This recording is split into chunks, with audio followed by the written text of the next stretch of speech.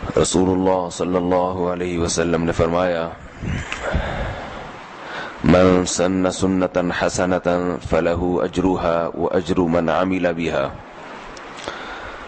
ومن سن سنتا سیئتا فلہ وزرها فعلیہ وزرها ووزر من عمل بها کہ جس شخص نے کوئی اچھا کام جاری کیا، کوئی نیکی کا کام جاری کر دیا، تو اسے اس نیکی کا اجر بھی ملے گا، اور جو بھی اس نیکی پر عمل کرتا رہے گا اس کا اجر بھی اس جاری کرنے والے کو ملتا رہے گا۔ اور فرمایا جس شخص نے کوئی برا کام جاری کیا تو اس کو بھی اس برائی کا گناہ ملے گا، اور جو بھی اس برائی پر عمل کرتا رہے گا اسے بھی اس کا گناہ مل کر اس پہ بھی ہوگا، اس کا گناہ کرنے والے پر بھی ہوگا اور برائی کو جاری کرنے والے پر بھی۔ اب وہ کتنے لوگ اس میں مبتلا ہوتے ہیں، سب کا گناہ اس کے کھاتے پر ہوگا۔ تو اسلام میں جس چیز کی ایک بہت بڑی ترغیب ہے، ایک بہت بڑی نیکی ہے، وہ ہے صدقہ جاریہ۔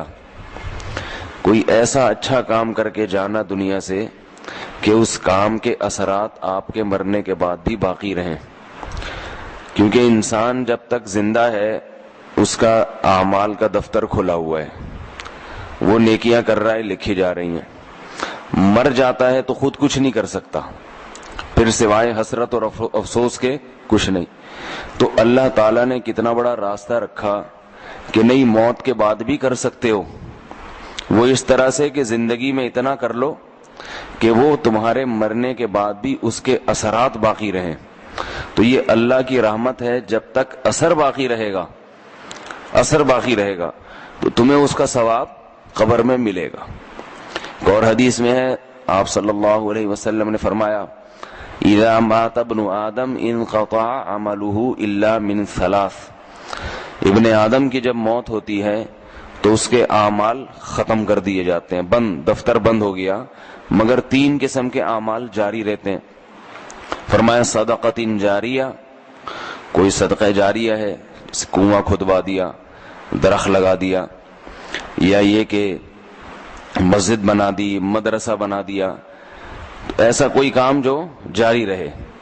اور آگے فرمایا او علم ينتفع به، ایسا علم چھوڑ کے چلا گیا جس سے لوگ فائدہ اٹھا رہے ہیں۔ مثال کے طور پر کوئی حافظ ہے، قاری ہے، اس نے کسی بچے کو حافظ بنا دیا، قاری بنا دیا، اب وہ بچہ آگے کسی کو بنا رہے، قیامت تک سلسلہ چلتا چلا جا رہا ہے۔ یا کوئی عالم ہے، اس نے کوئی علم کی بات لوگوں کو بتائی، جن کو بتائی انہوں نے آگے بتا دی، پھر انہوں نے آگی، تو یہ نسل در نسل تک یہ علم کی بات منتقل ہوتی چلی گئی۔ تو جب تک یہ جائے گی، جس عالم نے یہ کام شروع کیا اس کو ثواب ملتا رہے گا۔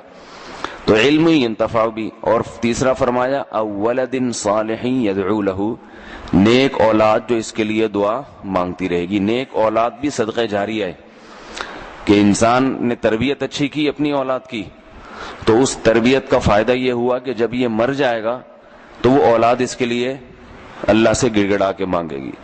اولاد کا ذکر اس لیے فرمایا کہ عام لوگ بھی دعا کرتے ہیں مرحوم کے لیے، مگر اتنے اخلاص سے نہیں کرتے، اور وہ دعا میں وہ جان نہیں ہوتی جو اولاد کی دعا میں ہوتی۔ اگر اولاد کو والدین سے محبت تھی، اس کی مثال قرآن مجید میں ملتی ہے۔ ابراہیم علیہ السلام، اللہ نے پابندی لگا دی کہ اپنے باپ کی مغفرت کی دعا نہیں کر سکتے، مگر پھر بھی حدیث میں آتا ہے کہ قیامت کے دن اللہ سے کہیں گے کہ اللہ تو نے وعدہ کیا تھا کہ تو مجھے رسوا نہیں کرے گا، تو اس سے بڑی کیا رسوائی ہو سکتی ہے کہ میرے سامنے جو ہے میرا باپ جہنم میں جا رہا ہے۔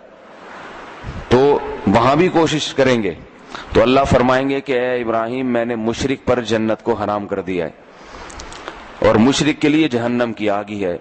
آپ کو رسوائی سے بچانے کے لیے یہ ہو سکتا ہے کہ آپ کے باپ کی شکل تبدیل کر دی جائے، وہ آپ کے باپ کی نہیں لگے گی شکل، صورت تبدیل کر دی۔ اس سے اتنا پتہ چلتا ہے کہ نیک اولاد کے دل میں والدین کو جہنم سے بچانے کا کتنا جذبہ ہوتا ہے۔ تو اسے یہ بھی ایک صدقہ جاریہ کی ایک قسم ہے۔ تو ابھی تو اللہ نے ہم سب کو زندگی دی ہے، تو ہم دنیا میں کوئی ایسا کام کر کے جائیں ایسی بنیاد رکھ کے جائیں کہ ہمارے مرنے کے بعد یہ سلسلہ چلتا رہے. اور ایک بنیاد نہیں، درجنوں بنیادیں رکھے. جب انسان کو دنیا میں تجارت کا موقع ملتا ہے نا، پیسہ بہت ہو اور بہت ساری مفید تجارتیں ہوں، تو سب میں پیسے انویسٹ کرتا ہے وہ، سب میں، تاکہ یہ والی ڈوب جائے تو وہاں سے نفع آئے. وہ تو پیسہ ہوتا نہیں ہے اتنا، اس لیے ایک ہی کو لے کے چلتے ہیں. زیادہ ہو تو جہاں فائدہ ہوگا وہاں پیسہ انویسٹ کرے گا. تو آخرت کے تاجر کو بھی ایسا کرنا چاہیے کہ صدقہ جاریہ کا کوئی موقع چھوڑنا نہیں چاہیے.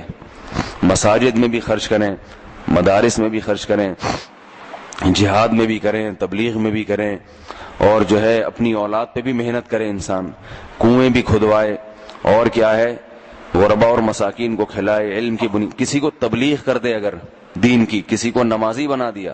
حدیث میں آتا ہے الدال علی الخیر کفاعلہ، جس نے کسی کو نیکی کی دعوت دی ایسے جیسے اس نے خود وہ نیکی کی ہے.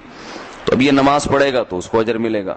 صحیح مسلم کی حدیث ہے، آپ صلی اللہ علیہ وسلم نے فرمایا جس شخص نے درخت لگایا، کیسی عجیب حدیث ہے، جس شخص نے درخت لگایا اور فرمایا جب یہ شخص مر جائے گا تو درخت سے جتنے انسان تو دور کی بات، جتنے چرند پرند بھی کھائیں گے نا اس درخت سے، پرندے بھی کھائیں گے، اس کا ثواب بھی اس کو ملے گا. وہ ضائع نہیں کریں گے اللہ تعالیٰ، کیونکہ پرندے بھی اللہ کی مخلوق ہیں، وہ درخت سے فائدہ اٹھا رہے ہیں. تو درخت تو انسان لگاتا ہی ہے، نیت اچھی کر لے، اس میں نیت اچھی کر لے کہ صرف اپنے لیے نہیں بلکہ مخلوق کے بھی فائدہ کے لیے، اس سے کوئی چھاؤں حاصل کرے گا تو بھی ہوگا. تو آج گھروں کے باہر درخت لگے ہوتے ہیں، کٹا دیتے ہیں لوگ ذرا ذرا سی باتوں پہ. ٹھیک ہے، جائز ہے اگر وہ درخت آپ کو تنگ کر رہا ہے، لیکن اگر انسان دیکھ لے کہ بھائی مجھے کوئی اتنا تنگ نہیں کر رہا، یہ درخت گزارا ہو جائے گا، لیکن لوگوں کو فائدہ ہو جاتا ہے اس سے، تو لوگوں کے فائدے کے لیے اس کو اگر چھوڑے گا تو اس کو ثواب ملے گا. تو صدقہ جاریہ جو ہے یہ ایک بڑی نیکی ہے، اس کی کوشش کرنی چاہیے. ہر خیر کے کام میں سوچنا چاہیے ہم نے کون سا ایسا کام کیا ہے جو ہمارے مرنے کے بعد بھی سلسلہ اس کا چلے گا. اللہ تعالیٰ سمجھنے کی، عمل کی توفیق عطا فرمائے. سبحانک اللہم و بحمدک، نشہد ان لا الہ الا انت.